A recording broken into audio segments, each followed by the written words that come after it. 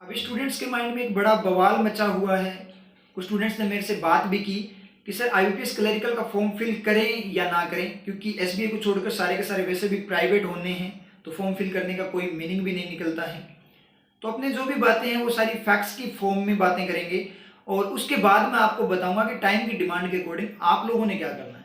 सबसे पहले जानते हैं इन बातों का रीज़न क्या है।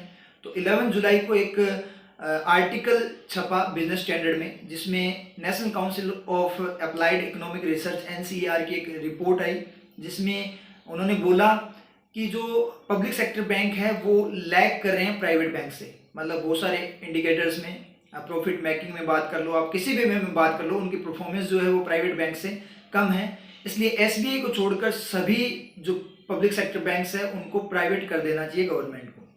तो ये उन्होंने एक टाइप से रेकमेंडेशन दिया था। अब यहाँ पे ध्यान देना मैं क्या बोल रहा हूँ, रेकमेंडेशन था उन लोगों का, ठीक है। एनसीईआर का एक रेकमेंडेशन था गवर्नमेंट को।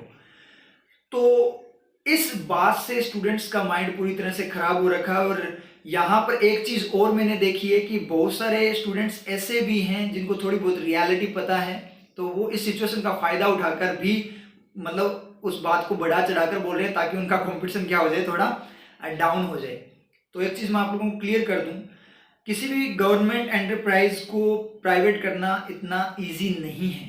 उसके लिए बहुत सारे फैक्टर्स को ध्यान में रखा जाता है कि कितना वो लॉस में चल रहा है, क्या क्या अदर उसके अंदर मतलब इंडिकेटर्स में प्रॉब्लम आ रही है, क्या क्या मतलब उनकी जो परफॉर्मेंस कितनी डाउन है, उन सभी चीज़ों को ध्यान में रखा जाता है। और बात करूँ अगर मैं पीएसबीज की, तो यहाँ वो लॉस में नहीं चल रहे, प्रॉफिट मेकिंग है, लेकिन तो उनकी परफॉर्मेंस थोड़ी सी डाउन है अगर अपनी बात करें प्राइवेट बैंक से। और उसके भी बहुत सारे फैक्टर्स होते हैं प्राइवेट बैंकों को, आपको पता ही है उनका प्रॉफिट ज़्यादा क्यों है। उनकी बहुत सारे रूल्स एंड रेगुलेशन है जो आम जनता के लिए सूट नहीं करते हैं, ये बहुत सारे लोगों को पता है। उस पर भी अपने बात करें, क्योंकि यहाँ पर अगर मैं स्टूडेंट्स को छोड़कर कुछ बात करूँ, कुछ आम जनता की फॉर्म में कुछ लोगों की बात करूँ, तो बहुत सारे ऐसे भी बोलेंगे कि बहुत बढ़िया है, जो इतने बैंक है उनको प्राइवेट कर दो, एसबीआई को भी प्राइवेट कर दो ताकि उनका जो सर्विस है वो अच्छी हो जाए, सर्विस बहुत खराब दे रहे हैं। लेकिन ऐसा कुछ भी नहीं है, उस फैक्टर पे अपने बातें करेंगे। ये भी मैं बताऊंगा कि जो पब्लिक सेक्टर बैंक्स हैं उनको प्राइवेट करना सही है या नहीं है, इसकी बात अपने नेक्स्ट वीडियो में करेंगे।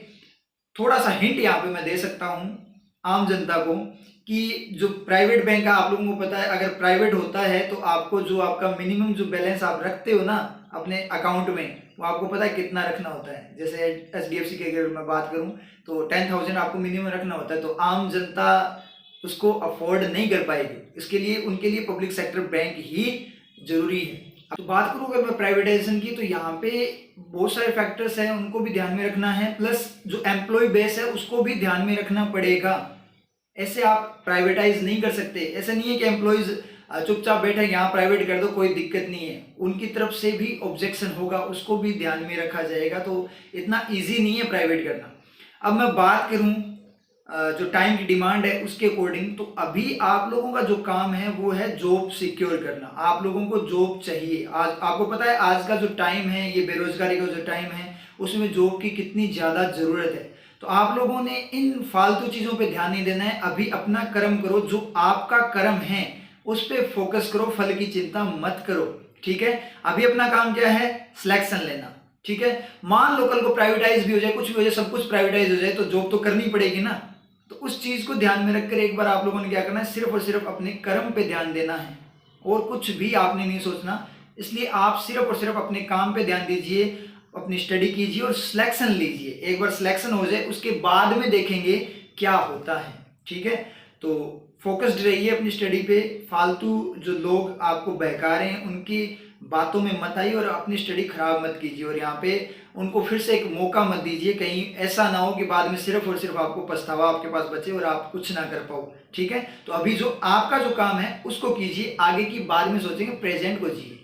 एंड एक और इम्पोर्टेंट बात, कोई भी कमेटी है वो सिर्फ रेकमेंड कर सकती है, जरूरी नहीं है कि वो इम्प्लीमेंट हो। पहले भी बहुत सारी कमेटीज ने बहुत सारे रिकमेंडेशंस दिए हैं, वो सारे के सारे इम्प्लीमेंट नहीं हुए हैं।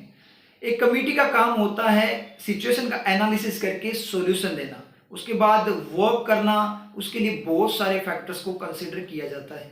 तो घबराने वाली बात बिल्कुल भी नहीं है। फॉर्म अप्लाई कीजिए, अपनी स्टडी पे फोकस कीजिए और मस्त रहिए।